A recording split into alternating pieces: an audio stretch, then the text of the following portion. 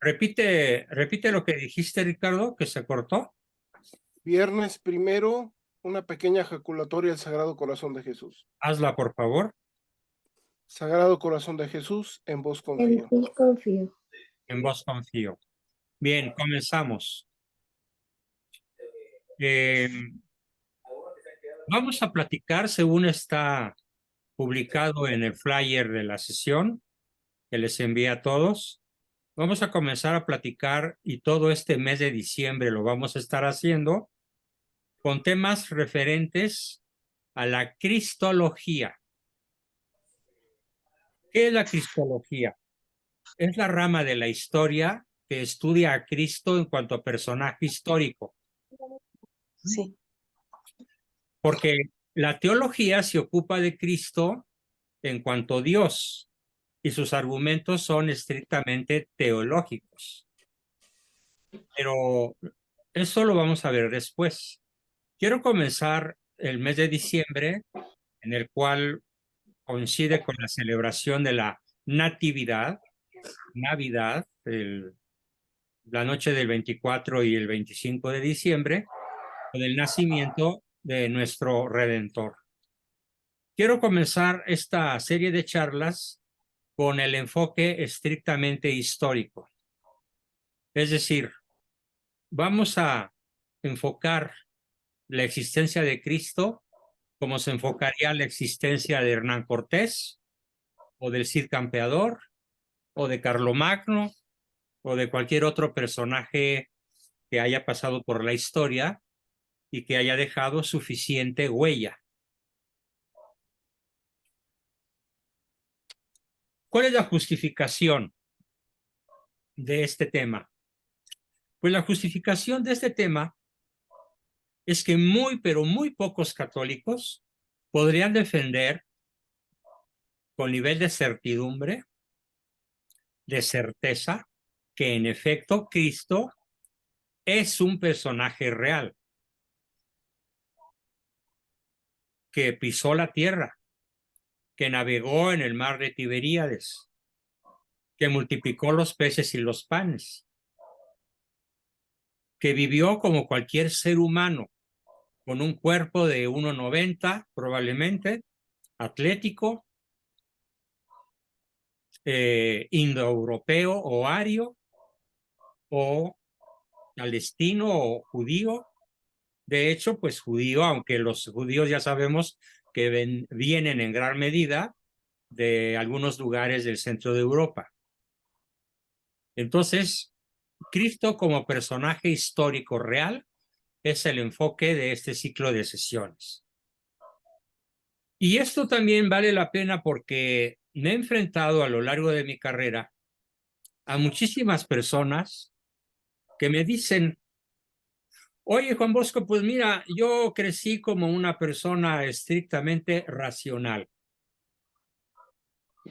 Y como persona estrictamente racional, pongo en duda la existencia histórica de Jesucristo. Y se meten a una corriente pseudo-histórica y pseudo-filosófica. Pseudo quiere decir falsa, o sea, falsamente filosófica y falsamente histórica, que fundó un señor de apellido Bauer en Alemania, que nació en 1809 y murió en 1882, de 79 años. No, de 69. Sáquenme la cuenta, por favor. Y otros de la escuela de otra ciudad alemana, que es la escuela de Tübingen. Y para estos señores, cuya corriente funda ese señor Bauer en Tübingen, Alemania, Jesucristo es tan solo un símbolo. No, Tübingen, no Tübingen. Escribe Tübingen, Tübingen. Probablemente hay otra ciudad que se llame como la escribió Ricardo, pero me estoy refiriendo, así como ahora la escribe correctamente, a Tübingen. O Tübingen, porque parece ser que en alemán pues no hay acentos como en español. Bueno, pues para esta escuela Jesús es tan solo un símbolo inventado por la primera comunidad cristiana. Sin embargo, la historicidad de Jesús está más documentada que muchos grandes personajes de la historia. O sea, hay más fuentes para demostrar la existencia histórica de Cristo que probablemente la existencia de personas que tuvieron mucho peso en la historia antigua, en la Edad Moderna, en la Edad Media o en la actualidad. Vamos a ver primero las manifestaciones no cristianas. ¿Qué nos dicen los historiadores no cristianos? Cornelio Tácito fue un historiador romano y escribe sobre Jesús en su libro denominado Anales. La palabra anales tiene un sonido igual, idéntico a aquello que se refiere al ano, pero en este caso, anales está manejado como una especie de memorias. Los anales o memorias. Nada que ver con el cuerpo humano y ahí donde la espalda pierde su respetable nombre. No, anales. Él escribe sobre Jesucristo en el año 116. En el libro 15, capítulo 44, porque es una obra gigantesca, nos cuenta literalmente, lo cito, aquel de quien procede ese nombre de cristianos fue Cristo. Estoy leyendo a Tácito, quien fue entregado al suplicio siendo emperador Tiberio por el procurador o gobernador ecuestre de Judea llamado Poncio Pilato. Lo escribe en latín: Auctor nominis eius Christus Tiberio, imperante per procuratorem Pontium Pilatum, supplicio adfectus est. Traducción nuevamente: aquel que de quien procede este nombre de cristianos fue Cristo, quien fue entregado al suplicio siendo emperador Tiberio por el procurador o gobernador ecuestre de Judea, Poncio Pilato. Y continúa: reprimida de momento esta superstición nociva, es decir, nociva quiere decir perjudicial, envenenada, letal, nociva. Esta superstición nociva, reprimida de momento, brotó de nuevo, no solo en Judea, punto de origen de tal calamidad, sino en la misma Roma, donde convergen y hallan buena acogida las cosas más groseras y vergonzosas. Así se refiere este historiador, ¿sí?, Cornelio Tácito, a las cosas relacionadas con el cristianismo, que no solo en Judea, sino en Roma, donde convergen y se hallan buena acogida las cosas más groseras y vergonzosas. Es el primer testimonio histórico no cristiano acerca de la existencia de Cristo. ¿A quién le concedemos más credibilidad cuando se habla de alguien? Cuando se habla de los defectos o de las virtudes de una persona, ¿quién es más creíble? ¿Su adversario o su amigo? Evidentemente su amigo, perdón, su adversario. Víctor lo escribió correctamente, perdón por el lapsus. Es más creíble el adversario que nos habla de alguien que el amigo, porque el amigo va a magnificar los lados buenos, las virtudes, las fortalezas de su amigo y va a minimizar los rasgos negativos, vicios o debilidades. Aquí estamos asistiendo entonces a la expresión de adversarios de Cristo, que nos hablan de él de una manera tremendamente agresiva aún despectiva. Vamos a revisar a otro historiador, también romano, de nombre Suetonio, quien en su obra Vida de Claudio, ¿quién es Claudio? Claudio fue un emperador romano. Suetonio escribe su libro en el año 120 de nuestra era y dice que este emperador expulsó de Roma a los judíos que vivían en continua agitación a causa de Cristo.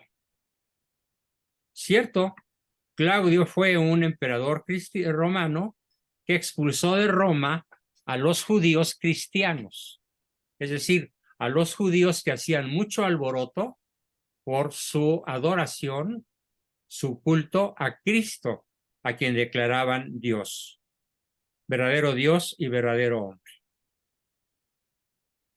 Una tercera fuente.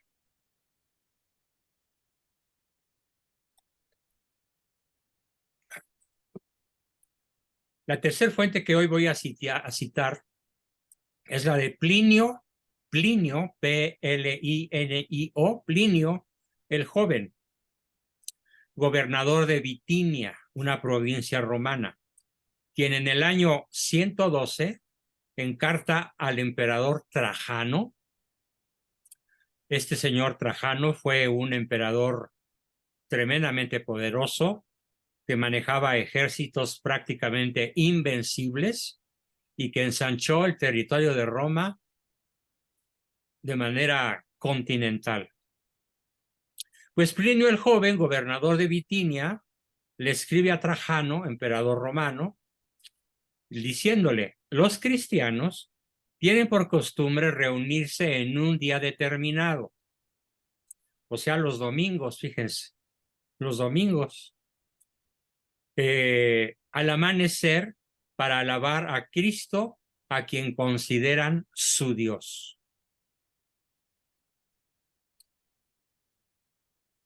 Vamos a ver ahora, ya vimos 3 fuentes romanas, ahora vamos a ver fuentes judías. Pero son judíos que no eran cristianos. Son judíos, como lo vamos a ver, que incluso detestan a Cristo. Por lo tanto, su testimonio es más valioso que si fueran cristianos. La primera fuente judía que voy a citar es la de Flavio Josefo. Por cierto, la familia Rivas lo escribió hace unos cuantos segundos en el chat, diciendo que Flavio Josefo, que era un historiador judío romanizado, fue uno de los escasos judíos que en los primeros siglos escribieron sobre Jesús.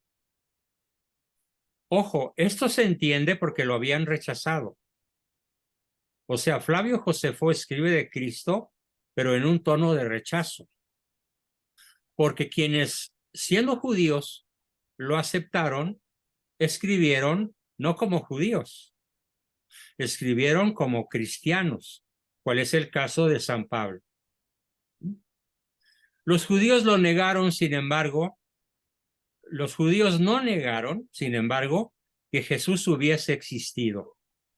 Hablaron muy mal de él, hablaron pestes de él, pero eso le da al testimonio histórico muchísimo más valor que si hubieran hablado a favor. Flavio Josefo escribe en su libro Antigüedades Judías, capítulo 18, versículo 3, o apartado 3. Lo cito textualmente. Por aquella época apareció Jesús, un hombre sabio, si es que se le puede llamar hombre. Fue autor de obras maravillosas, maestro para quienes reciben con gusto la verdad. Atrajo a sí mismo muchos judíos y también muchos gentiles. Este era el Cristo, el Mesías. Habiendo sido denunciado por los primados del pueblo, Pilato lo condenó al suplicio de la cruz. Pero los que antes le habían amado, le permanecieron fieles en el amor. Se les apareció resucitado al tercer día, como lo habían anunciado los divinos profetas, que habían predicho de él esta y otras 1000 cosas maravillosas. De él tomaron su nombre los cristianos, cuya sociedad perdura hasta el día de hoy. Estamos hablando del aproximadamente 120 años después de Cristo. Y continúa, y vuelvo a citarlo. Entre tanto, subió al pontificado, según dijimos, Anás. Acuérdense, Anás y Caifás, los sacerdotes y fariseos que juzgan a Cristo. Anás, el más joven, de índole feroz y extremadamente audaz. Dado su carácter, pensando que había llegado el momento oportuno, Anás convocó al consejo de jueces y, haciendo presentar a juicio a un pariente del que llamaban Cristo, nombrado por Santiago, y a algunos otros con él, habiéndolos acusado de reos violadores de la ley, los condenó a ser apedreados. Es la ocasión en la cual Cristo escapa del apedreamiento al cual había sido decretado contra él y otros cristianos por Anás. Es asombroso la cantidad de palabras que este historiador Flavio Josefo, famosísimo historiador judío romanizado, escribe en su libro de Antigüedades Judías. Algunos historiadores dicen que los textos de Flavio Josefo contienen textos interpolados, es decir, metidos posteriormente, pues se guardó en silencio hasta el año 311, en que lo recuerda un historiador llamado Eusebio de Cesarea, nombrado por el señor historiador Lagrange Batifol. Pero muchos otros, incluso el racionalista alemán Adolfo Harnack, lo consideran genuino. Consideran genuino el testimonio de Flavio Josefo. ¿Por qué? Porque ya aparece en todos los códices. El hecho de que no haya sido anteriormente citado no extraña, pues las obras de Flavio Josefo no eran conocidas entre los cristianos. Entonces, si las obras de Flavio Josefo no eran conocidas entre los cristianos, es evidente que los cristianos no pudieron interpolar textos en el texto original de Flavio Josefo. Este es un argumento arrollador. Flavio Josefo habló también de otros pretendidos mesías en su tiempo. Según algunos, lo que arriba aparece en cursiva eran interpolaciones de un copista cristiano, pero aun si se eliminasen estas líneas, el testimonio histórico dado de la existencia de Jesús permanece gracias al irrefutable testimonio de estos 4 historiadores no cristianos. Hasta aquí está la cita de los historiadores no cristianos y ahora nos vamos al testimonio cristiano. No por ser cristianos son menos valiosos.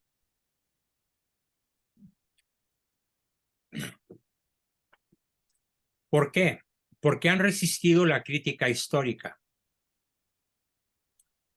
Uno de los elementos que más exige la crítica histórica es que lo que cuentan historiadores acerca de un solo tema, por ejemplo, que en este caso Cristo, haya sido escrito por personas de razas distintas, nacionalidades distintas, que fueron contemporáneos, pero que no se conocieron entre sí. Y dado el hecho de que no se hayan conocido entre sí, quiero que piensen todos en el enorme valor histórico que esto representa. Vamos a ver primero el testimonio de San Pablo. La primera carta a los tesalonicenses, es decir, a los habitantes de Tesalónica, que era una ciudad griega del Peloponeso, se escribió apenas en el año 55. San Pablo escribe su carta a los tesalonicenses en el invierno del año 55 de nuestra era. Y es evidente que en este tiempo el cristianismo se fundamentaba en el seguimiento de una persona histórica llamada Cristo. Ahora, testimonio cristiano que acepta, que resiste la prueba del añejo. Es decir, Lucas, Marcos, Mateo y Juan, personajes de diferentes lugares geográficos que escriben simultáneamente cada quien su evangelio, sin haberse puesto de acuerdo. Los 4 evangelios relatan en detalle la vida de Jesús. Los escritores mencionados, Lucas, Mateo, Marcos y Juan, fueron testigos de los hechos, fueron testigos presenciales de la vida de Cristo. Al escribir no tenían nada que ganar en este mundo, más que persecución, sufrimiento y muerte. Los 4 evangelistas murieron mártires, los 4. Es más, los 11 apóstoles fieles murieron mártires. Solo Judas murió por suicidio. La muerte de Jesús en la cruz, desde un punto de vista estrictamente humano, ¿qué hubiera significado? Bueno, pongo un ejemplo que en otras ocasiones, en otras clases de historia ya he citado. ¿Qué acontecía con los ejércitos de las huestes mesoamericanas o sudamericanas o de indígenas de Norteamérica? ¿Qué sucedía con ellos cuando el líder visible era asesinado? Como acontece en una de las batallas más importantes de la conquista, en las cuales la Malinche le señala a Cortés: mira, aquel que ves en aquel montículo dando órdenes es el Tlatoani. Si tú lo matas, si alguno de tus soldados lo mata, todos nuestros atacantes, que eran más de 100,000, se van a dispersar y habremos triunfado. Entonces Cortés toma el mando de 7 caballeros, se abre paso entre la multitud de aztecas, a golpe de espada y de lanza y de pica, y protegiéndose con los escudos, llega a donde está el gran Tlatoani y le clava la pica y muere. Automáticamente, todos los aztecas, en número de cientos de miles, se dispersan. Esto acontece en todos los lugares del mundo. Muerta la cabeza, el cuerpo se corrompe, o las tribus o las huestes se dispersan. Cosa que no ocurría en el mundo cristiano, porque en el mundo cristiano no estaban peleando por un rey, estaban peleando por un reino, no peleaban por un botín, peleaban por un principio, por ejemplo, por la reconquista del suelo español. Así tenemos entonces una guerra de 7 siglos, victoriosa para España, sin importar, por ejemplo, que el Cid Campeador, el principal guerrero libertador de España, hubiese muerto. La guerra de reconquista siguió. Bueno, estos son datos históricos muy interesantes. Y repito, la muerte de Jesús en la cruz, desde un punto de vista estrictamente humano, hubiese representado la aniquilación del cristianismo. Sin embargo, ocurrió todo lo contrario. Algo ocurrió Dicen los historiadores, claro, no sabían qué ocurrió, que fue la llegada del Espíritu Santo en Pentecostés, que llenó a los apóstoles de valor, los llenó de audacia y les concedió el don de lenguas. Vale la pena aquí hacer una aclaración acerca de lo que es el don de lenguas. El don de lenguas no consiste en empezar a decir disparates, shashkala, machala, ujala, cacá, no. Eso no es el don de lenguas. El don de lenguas estrictamente consiste en que yo hablo español, por ejemplo, pero entre mis interlocutores existen 100 etnias diferentes, cada una con su lenguaje, cada una con su dialecto. Y el don de lenguas consiste en que cada uno de ellos, cada uno de esos personajes de lenguaje o dialecto distinto, me va a escuchar hablar en su lengua, no en la mía. Así el rarámuri me escuchará en rarámuri, el zempoaltécatl, el tepoxteco, el que quieran, el mazatleco, el algonquino de Canadá y Estados Unidos, o el inca en Perú, o el judío, o el griego. Me van a escuchar en su lengua, aunque yo únicamente hablo en la mía. Estela Buendía dice, qué increíble. Entonces lo que hacen los carismáticos, ¿qué es? Ay, querida Estela, siento decepcionarte. Pura faramaya, puro circo, maroma y teatro. Si tú no entiendes lo que dicen, no es don de lenguas.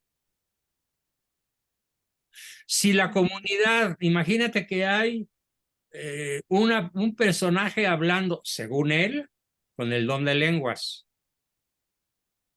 Y en la nave de la iglesia, pon tú que quepan 500 personas, donde hay gringos, franceses, ingleses, hindúes, etcétera, porque vinieron a una reunión ecuménica de católicos que hablan idiomas distintos. ¿En qué va a consistir el don de lenguas si es real? En que el hindú lo oye hablar en sánscrito o en hindi, y el arameo en arameo, y el inglés en inglés, y el francés en francés. Aunque el que tiene el don de lenguas esté solamente hablando, pon tú, en latín, o en griego, o en español, o en el idioma que quieras. Su lengua madre es escuchada en lengua madre por todos los asistentes. Ese es el verdadero don de lenguas. Entonces ya basta que la gente les tome el pelo. Hasta aquí se acabó. ¿Te quedó claro, André, Estelita? Sí, doctor. Bueno, pues a algunos les puede doler, pero la verdad no peca, pero pica, ¿no? La verdad. Sí. Muy bien. Entonces, los apóstoles, como lo platica Flavio José, perdón, como lo platica San Pedro, como lo platica Pablo, fuimos poseídos por una fuerza sobrenatural. Vino el Espíritu Santo y nos llenó con el fuego de su amor. Y entonces fuimos capaces de comunicar la verdad sobre Cristo en todas las naciones por donde pudiéramos cruzar por el resto de nuestra vida. Esto quiere decir que cuando San Pablo llegó a Atenas y les platicó a los atenienses sobre Cristo, él hablaba hebreo. Y los griegos que lo escucharon no entendían una jota de hebreo. Pero, ¿qué entendieron? En su lengua griega entendieron lo que Pablo les quiso decir. Por cierto, el sermón número 1 en Atenas de San Pablo fue platicarles acerca de una estatua que los griegos tenían ahí con un letrero que decía al Dios desconocido. Y Pablo les dijo, ese Dios desconocido es del que les vengo a hablar. Se llama Cristo y dio la vida por ustedes y por mí. ¿En qué idioma se los dijo? En arameo. ¿En qué lengua lo escucharon? En griego. Ese es el don de lenguas. Por eso el cristianismo se extendió como un fuego tremendo, porque los apóstoles no necesitaron ponerse a estudiar las lenguas de los países que atravesaron, predicando la palabra de Cristo, como les dijo él, id y predicad a todas las naciones. Imagínate la cantidad de años que hubieran tenido que echarse en universidades aprendiendo lenguas extranjeras. No lo necesitaron, porque tenían el don de lenguas. Así que cualquiera persona que pretenda hablar en lenguas y que no sea escuchada en tu lengua mientras él habla en la suya, no tiene el don de lenguas. Está lleno de faramaya, palabra que escribió por ahí Ricardo hace unos minutos. Hay mucha faramaya. Desgraciadamente así es. Continuando, los Hechos de los Apóstoles y las epístolas enseñan la importancia no solo de una vida ético-moral, sino de una adhesión a la persona de Jesús. No se trata entonces de creer en Cristo, sino de creerle a Cristo.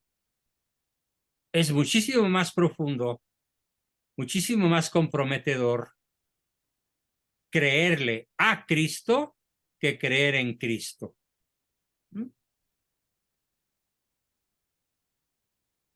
Los padres dan testimonio de la autenticidad de los evangelios. San Ireneo, en el año 170, obispo de León, era discípulo de Policarpo, quien a su vez era discípulo de Juan Evangelista. San Ireneo escribe, Mateo escribe cuando Pedro y Pablo evangelizaban Roma, hacia el año 50 en lengua hebrea. Marcos transmite la predicación de Pedro en el año 65. Lucas, colaborador de Pablo, escribe el evangelio enseñado a los gentiles entre los años 67 y 70. Y Juan escribe en Éfeso hacia finales del siglo I. Otro cristiano muy famoso, Tertuliano, africano él, nacido entre el 160 y el 223, afirma que los 4 evangelistas tienen la misma autoridad para explicarnos la existencia de Cristo, su divinidad y su humanidad. Orígenes, personaje nacido en Egipto, vivido entre el año 185 y el 255, menciona a los 4 evangelistas y el orden en que escribieron sus evangelios. Otro, Clemente Alejandrino, acerca del año 200, relata sobre los 4 evangelios, sobre los cuales conoce una imbatible tradición. Ellos enseñaron sobre la importancia de la adhesión a Jesús y estaban dispuestos a morir por dar ese testimonio.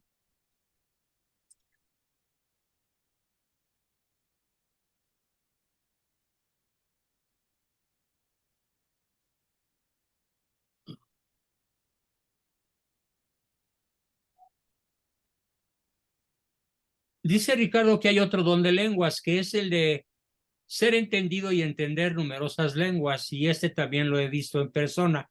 Bueno, yo no lo he visto, pero seguramente existe.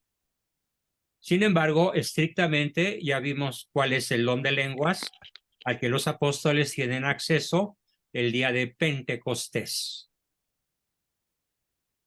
que cada uno de los miles que había afuera escucharon a los apóstoles hablar en su propia lengua, aunque los apóstoles hablaban en la suya. Y tenemos una aclaración importante sobre los libros apócrifos. A ver, apréndanse otra palabrita, la sexta palabrita de la noche. ¿Alguien sabe, excepto Ricardo, qué significa apócrifo? No oficial. Falso. Falso. Correcto, Víctor. Significa falso. Parece verdad, pero es falso.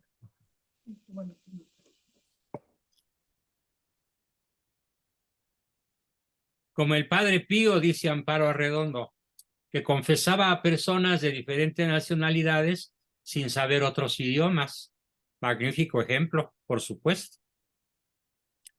Los libros apócrifos son libros no reconocidos en el canon de las Sagradas Escrituras, pero que hablan sobre Jesucristo, ojo, como un personaje histórico. También los libros apócrifos hablan sobre Cristo como un personaje histórico. Claro, como son falsos, hay divergencias notables sobre su naturaleza y doctrina. Pero aquí viene lo valioso de los apócrifos, y es que no dudan de que Cristo fue una persona real. Ese es el valor de los evangelios apócrifos, falsos o no oficiales.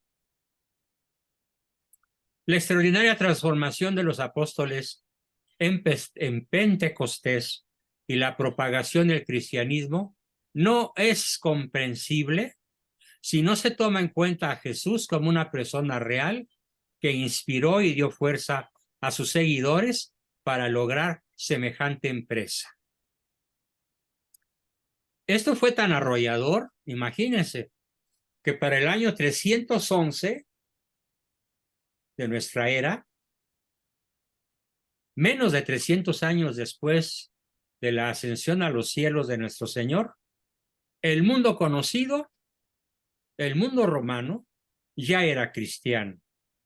Y el cristianismo en ese año llegó a ser la religión oficial de los emperadores romanos.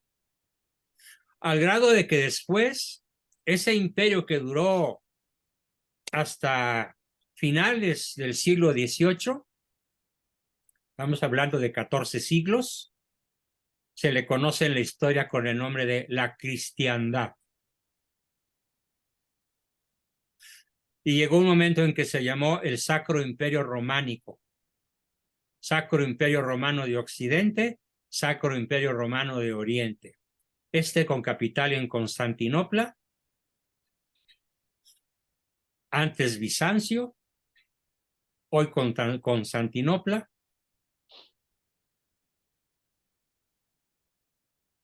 Entonces, desde el primer siglo hasta hoy, todos los que le abrimos nuestro corazón y creemos en él, recibimos la gracia de conocerle de una manera real y poderosa, que transforma radicalmente nuestras vidas, haciéndonos posible participar en la vida divina. Somos los verdaderos testigos de Cristo vivo. Claro, no faltan los que rechazan a Cristo y han anunciado la desaparición del cristianismo. Pero debo decir con bastante sorna y sarcasmo incluso, que mientras ellos desaparecen y se mueren, la iglesia imbatible continúa. Y como lo dijo el cardenal que se enfrentó a Napoleón, el cual le había dicho que ahora sí iba a destruir a la iglesia, el cardenal le dijo: mira, petit homme, mira, chaparrito, petit homme, si nosotros desde adentro no la hemos podido destruir, tú, petit homme, ¿crees que la vas a destruir? Y rodó las escaleras muerto de la risa.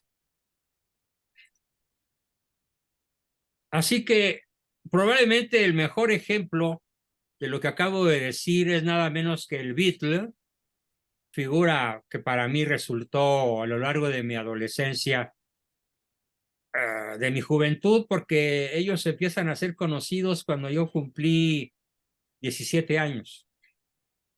E inmediatamente que los escuché y los conocí, los repelí con toda mi fuerza. John Lennon decía, y por eso lo repelí, miembro de los Beatles, el cristianismo va a acabar, el cristianismo se va a encoger, el cristianismo va a desaparecer. Yo no preciso discutir sobre eso. Estoy seguro de eso, decía John Lennon. Jesús fue bueno, pero sus disciplinas muy simples. Hoy nosotros somos más populares que Cristo. Lo dijo en 1966. Bueno, hoy John Lennon está muerto, ya rindió cuentas, y el cristianismo, el catolicismo, sigue rampante, avanzando y conquistando cada vez más personas de buena fe en todas las regiones de la tierra, en todos los continentes y de todos los credos. Esta es la primera aproximación a Cristo, personaje histórico. En próximas sesiones, también los viernes, habrá otros enfoques, también históricos, pero hoy nos tocó revisar los testimonios históricos de historiadores no cristianos y el testimonio de historiadores cristianos. Bien, hasta aquí la exposición de hoy y comenzamos como siempre con preguntas, aportaciones, dudas y demás. ¿Quién quiere comenzar? Adelante.